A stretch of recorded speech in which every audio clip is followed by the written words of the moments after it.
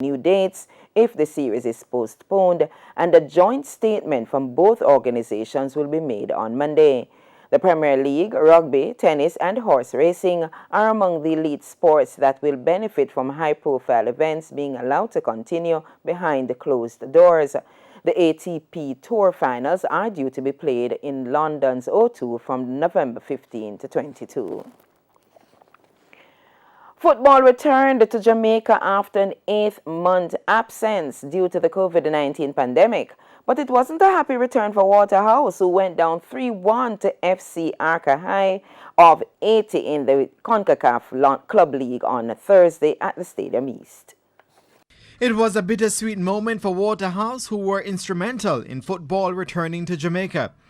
But while they were happy to be back playing after an 8-month break, a 3-1 defeat was not a part of what they had penciled in. But despite the defeat, coach Marcel Gale says that there were some positive signs despite the lack of preparation going into the game. There's some factors where we can't go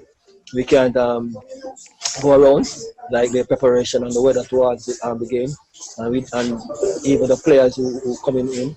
To get that chemistry and to get that togetherness wasn't enough time. But, still grateful. It's a positive sign. We have to just keep our head up and come again. And Gale says he's happy his team didn't throw in the towel after going 2-0 down early in the encounter. Basically, I'm very proud of them. I'm always proud of them. Because unfortunately, we give up two early goals in the game. It took us a while to get our footing. And when we do start getting our footing, we start getting a whole opportunity. And unfortunately, the result never goes our way. Gale added that the game can only do good for the National Premier League to return. Hopefully, we are on the move now. We get a taste of what the football is like. It's been several months now we've been not playing any football, and they were excited to play. I mean, it's been a long break. Due to the pandemic, and this can open up eyes in our country that football can be played. It all started going bad for Whitehouse when defender Richard Calais gave Arca High a 12th-minute lead. As Whitehouse tried to respond, they fell further behind. Midfielder Wendy Louis-Jean doubled their margin, making it 2-0 in the 31st minute.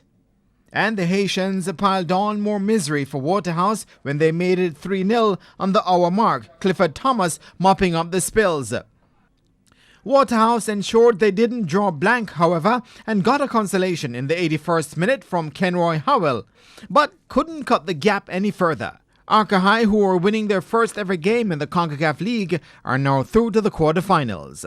Jermaine Brown reporting for TVJ Sports.